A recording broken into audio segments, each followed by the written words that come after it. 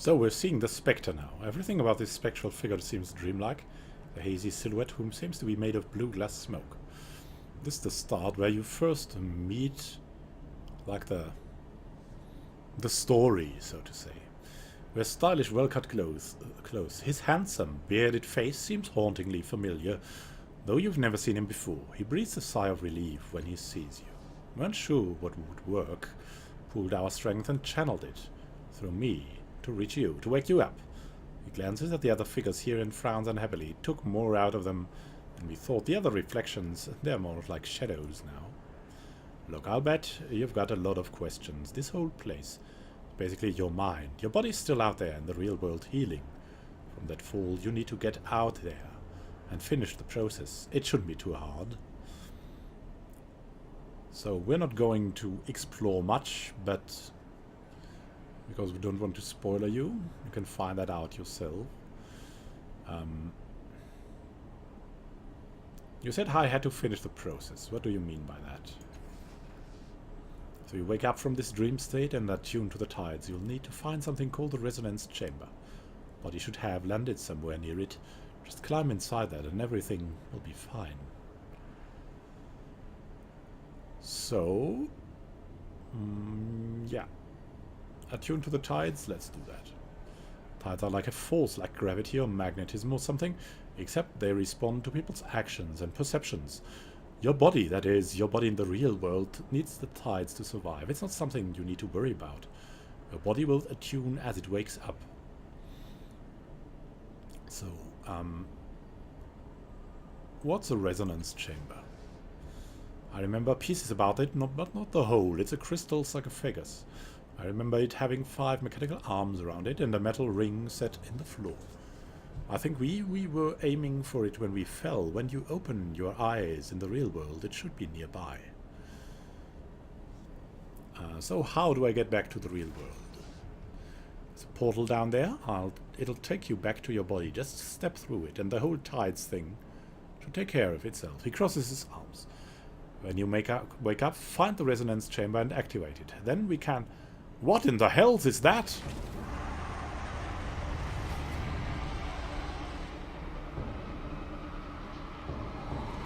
Gods, it's the sorrow! The sorrow is anchored to those reflections. It's devouring their power. We have to get rid of them, destroy its anchors, or else the sorrow will erase us forever. Now we have a crisis. That's like the fight, so to say, in this game. Crisis begins when you enter into a dangerous situation. There are turn-based encounters where you can fight, sneak, manipulate the environment, or talk your way out of trouble, using your points mainly and your abilities. Kill the reflections anchoring the sorrow to your mind. Each time you can take one combat action to attack or activate an ability. You can also make one move. The reflection near you, kill it, you'll loosen the sorrow's anchor. So we'll just do what the tutorial wants. To attack an enemy or move to a position, try kicking the highlighted character now. This way. Let's go. Effort can be applied. With each level of effort increases your chances by 20%. Cost of 1 stat point. Unarmed attacks use speed. Other weapons and abilities may use might or intellect instead. So we can use a basic attack here. Bring it up to 85%, so this would be effective. This would probably not be that effective anymore. Well, we'll use just 1 point. Let's gamble a bit, right? Hey, we were successful. Nice. Sorrow is back. What there? It's escaping. It's going to hide inside your mind. Now run. Get to the next one. Oh no! Oh. And sacrifice your action for the turn to double move instead of attacking. The movement preview line turns purple whenever a position that requires a double move. So, this guy is out of range. We can now use Onslaught. Or we can use what the tutorial wants from us.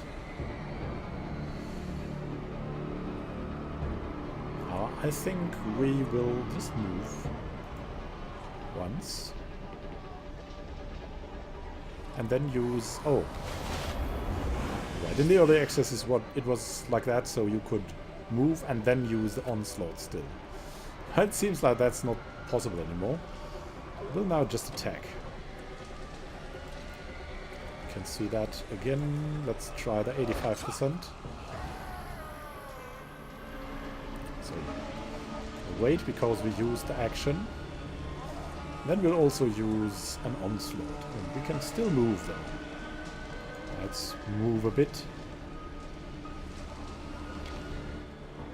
Sorrow infection. What's it doing now? It's infecting it somehow. Oh my god, our mind is infected with sorrow. Fatal. So you gain temporary conditions or status effects that can improve or reduce a character's stats. So on the remaining reflection, the sorrow has placed the fatal. Can't remove the fatal, but you may find a way to overcome it. Our turn would be... We can innovate. Remove all negative fatals.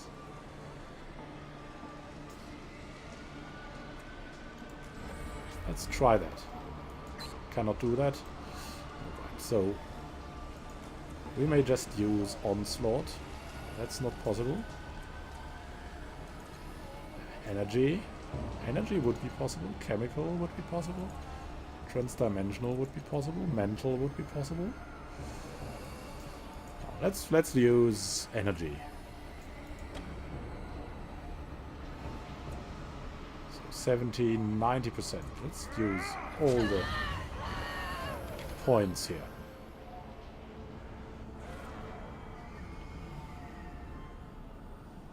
Nice going. So we've won. Pried it loose. That thing's a cancer. An infection. It's unstoppable, but you stopped it. Can't believe it's found us in here. That thing has been hunting you. So we have the portal now. We'll go down there. Sorrow is part of the main story, but let's leave the area now. This great place among the stars, the whirling neurons, the minds.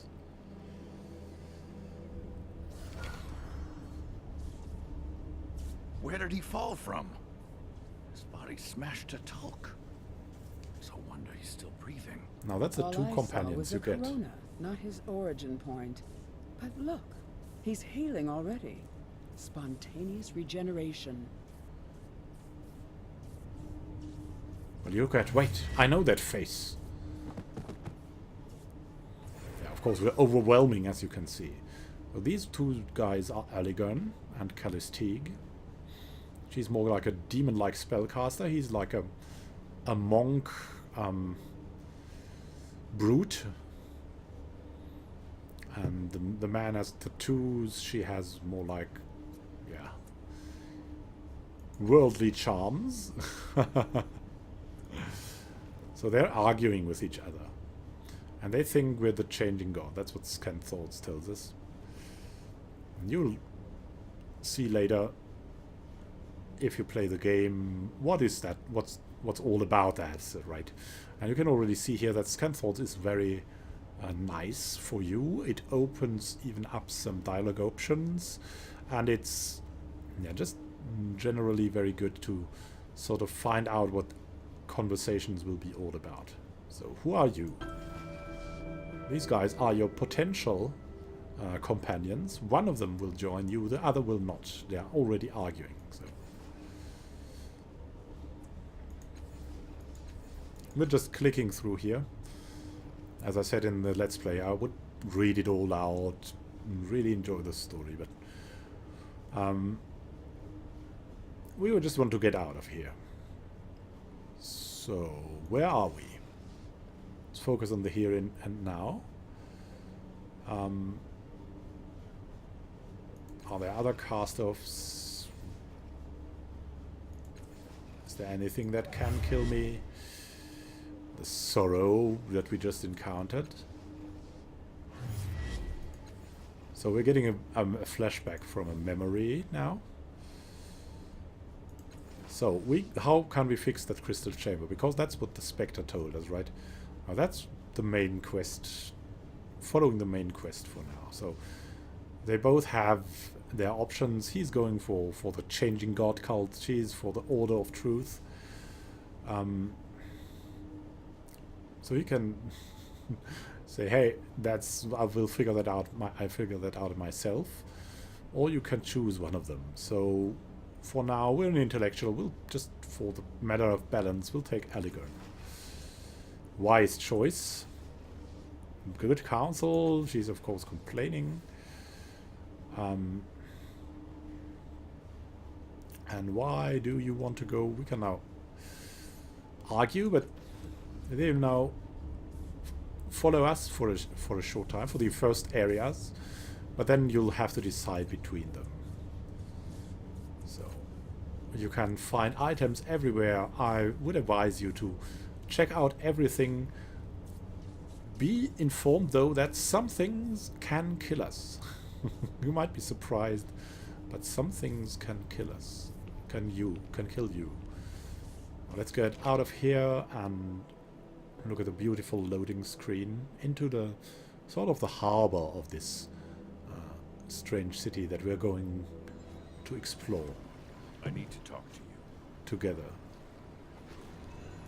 This is the reef of fallen worlds, kid. It's a dangerous place at the best of times. And with you lighting up the sky as you fell, well, we should get out of here as soon as possible. So we're not going to go into the story, so Here we go then. there's a lot of things to explore. You can interact with all these crazy things and try it out. It's going to be really cool. Natural. We're just focusing on getting forward here. Yes. First encounter, the first crisis that is really inside the game, so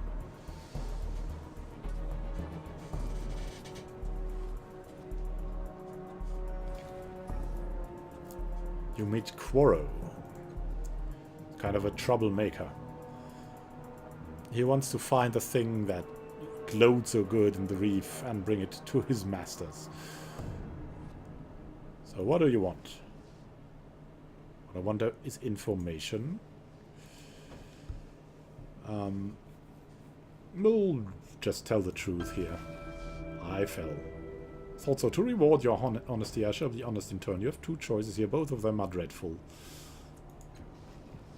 And the tides always change, which is kind of the reputations you have. Or like in Pillars of Eternity, you would have things like honest and something. That is what builds up here and influences the story in return. You surrender to us. So, or they kill someone. So what do you say, Fallen Star? I think we want to show you what it's like to fight. So even if we lose, we're just fighting now. Let's see how this goes. Probably very dreadful, because they are 4 and we are only 3. But let's try this out.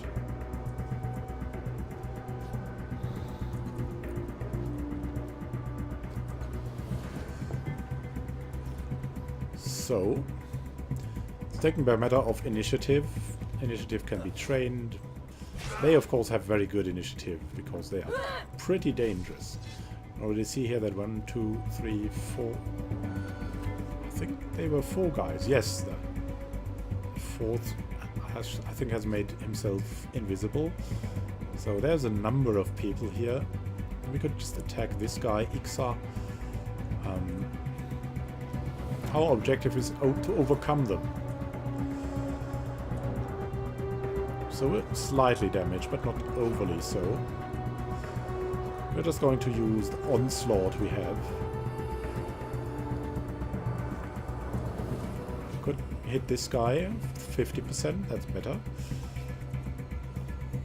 So that's more an intellectual guy, so we should hit him with maybe something chemical. No line of sight though. This guy seems like a brute, so we'll hit him with something mental. I don't know if that is very best method, but we'll just try. Giving as much as we can. Our intellect. Bam! And he's dazed in turn. And we can still move. So let's move back a bit as we're not the stablest character. Now about Eligern, he can use his tattoos. And we have like the abilities we can use here, of course. He also has Innovate, so he can heal too. He has the living tattoos. So while active, use similar actions in a row to chain increasing effects. They never seem to run out. So we'll activate the tattoos. And we'll try to go for an attack.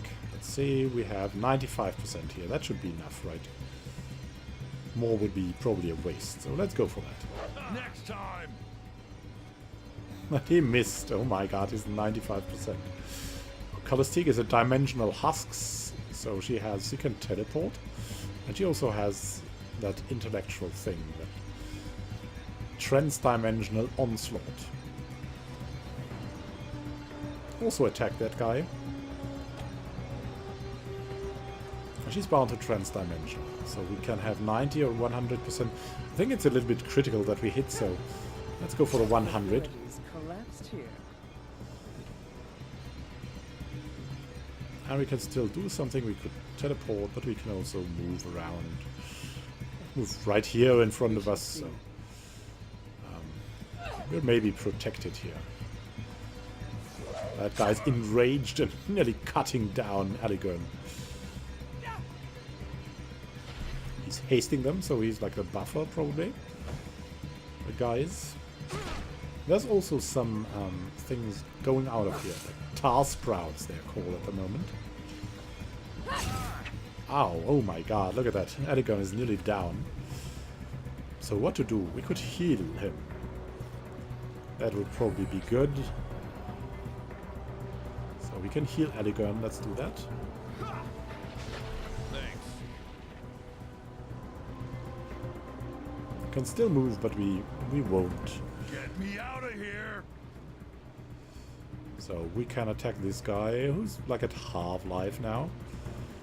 See what we can hide, but we won't do that. We'll just attack. We'll use... yeah, just the basic attack with the 85% again. Let's try if it works. 7 damage, so it worked well. And we can use the rest of the turn just to stand here. We have Calastique now. Let's use the Onslaught again. We still have some points, so... yeah, let's just use the 90%.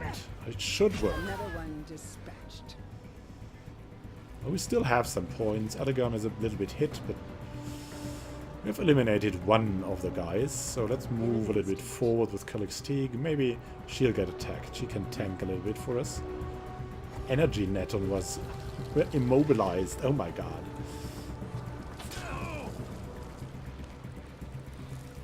So he's running back, so we'll probably go for this guy.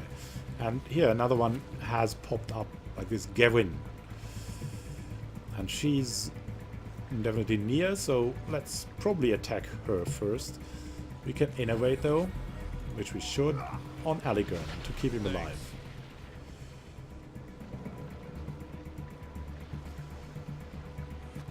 And then, yeah, we can, I think, not move, yeah, because of that energy net. So let's end the turn here. We've got Eligern. He could heal himself, but that's would be a waste of his nice abilities. Let's rather go for another attack. And it worked. Nice. So, ending the turn here. Calastique can still do something. We could attack here. 70... even with a 90% chance, with a basic attack on strength. Or no, using speed. I think that's a good chance. So let's change it up.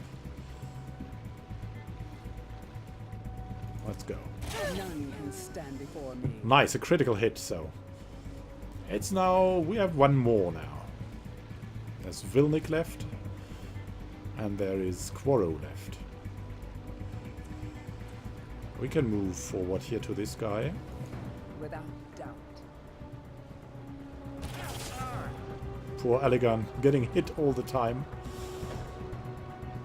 Tar sprouts are randomly doing damage to people on that field.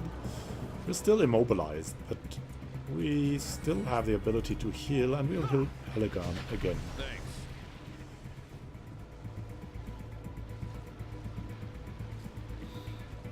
Oh, let's concentrate on maybe getting the next one here down. Still can't do that, I'm not sure, but we could heal ourselves again. Thanks. And then move a bit. I think that's too far away. Let's move in a little.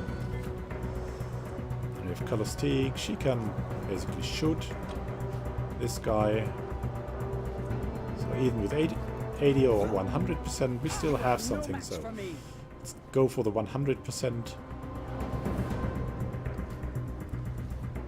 And move in. Because he's always moving out, so...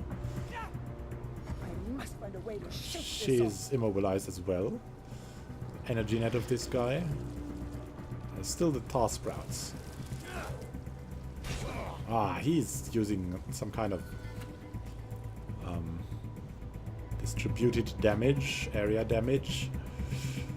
Can we still heal? No, we cannot. Can we use onslaught? There's a chemical onslaught on this guy? No. So we're bound here. We cannot move. We can't do anything for now, so we'll just do nothing. Maybe go for the living tattoos again. Then we can attack Vilnick and maybe finish him. 95% is hopefully enough. Let's go. Kalostig is immobilized. We still, though, have some intellect which we can use on Quarro. Resistance stat works the same as armor, but reduces damage from energy, chemical, mental, and transdimensional sources. Yes. So 95% should be good enough. Let's go. Watch and learn. We could talk to him, though. That's an option. With the right mouse key. I think he would be ready to give up now. Yeah, well, Falling Star, it seems you've put me at a disadvantage. Remember, I'm just the employee here. I'll tell Salimari the star landed in the bay. He's an honest boy if you're on the same side. So you can kill him here, or you can haggle a bit. I will just let him go. There's no reason more people need to be hurt. So, kind of good. Gaining some experience. And there's always some modifiers here too, like this tar thing randomly damaging guys in the battlefield. So be wary about your surroundings. It can be really important where you're on. I don't really think she was trying to betray us. I'll go with Elegant, though. Should you change your mind, I'll be at the order of truth. But don't bring the complainer. A farewell to you, child, and best of luck. You'll need it. So we can go to Sega's Cliffs now, which is like the first station of the journey, but we have gained something here. We have an oddity, a bracelet. That is mostly well worth something, but maybe you can ask people around it and compose something of it. We have a great sword, which we could give to Aligon. Then this is usable, so it's a kind of cipher. It heals 3 points of might in combat. It's something like, from the workings, like a potion. Let's take more here. Come on. Yes. Let's take it. There's more here. Bounder. Image blocker. That's a real cipher. Immediately gain hidden with no chance of being spotted. So if you cannot hide naturally, you have the image blocker. And there's a dagger, light weapon bonus. Light weapon is, yeah, ciphers are Numenera objects that can trigger a powerful effect, can only be used once. Ciphers and your cipher limit are placed in a special section of the inventory screen. Take care not to accumulate more ciphers than your cipher limit, or you will experience unpleasant side effects. Yeah, that's Doing it now. not so good. So some ciphers you should leave where they are. You haven't used others You got it. up yet. So use the ciphers in the, like, at any time. If it gives you some kind of advantage, use the ciphers. It's really good. And some quests here are also time critical, so it's really, I'd really advise Here you we go then. to use the ciphers if it gets you any kind of advantage. So let's go into the city now. Sagas Cliffs. Very great city.